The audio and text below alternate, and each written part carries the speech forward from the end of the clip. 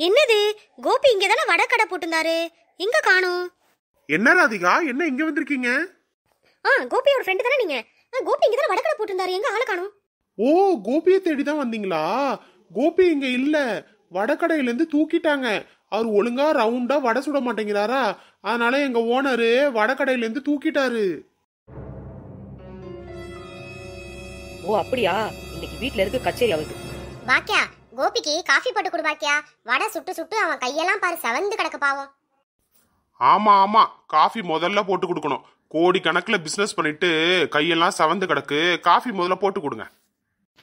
அப்படியே காஃபி போட்டு கொடுத்து சோஃபால அப்படியே படுத்து தாளாட்டு பாடுங்க. என்ன ராதிகா, எதுக்கு நீ இப்படி பேசுற?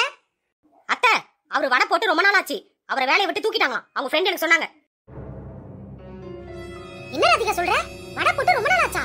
ஐயோ, என் பிள்ளை வேலையை விட்டு தூக்கிட்டாங்களா? ஏனாவே இவன் வாழ்றதெல்லாம் அப்பா போது நிறுத்துங்க. இவன் வாழ்றதெல்லாம் ஒரு வாழ்க்கை, அதான சொல்ல வந்தீங்க? இதோட 1001 தடவை சொல்றீங்க. ஒரு வடை கூட சுட தெரியல, ஓனர் வேலையை விட்டு நிறுத்திருக்காரு, இவளுக்கு ஒரு காஃபியா? கோபி, என்னடா அது? வடை ஓனர் கடையை விட்டு தூக்கிட்டாங்க? ஆமாமா, அவன் சும்மா மோசமா ரவுண்டா வடை சுண்ணுங்கிறான். ஏன் ட்ரையாங்கிள் ரெக்டாங்கிள் சுட்டா வாய்க்குள்ள வடை போகாதா? அத்தை, இது கேட்கும்போது எனக்கு எவ்வளவு சந்தோஷமா இருக்கு தெரியுமா? அத்தை, இவரை போய் நான் 2வது கல்யாணம் பண்ண பாருங்க, எனக்கு வேண்டவே வேணாம். நான் இவரை டைவர்ஸ் பண்ணிட்டு போறேன். அடுத்த எபிசோட்ல கோபி என்ன ஆவறான்னு பாருங்க.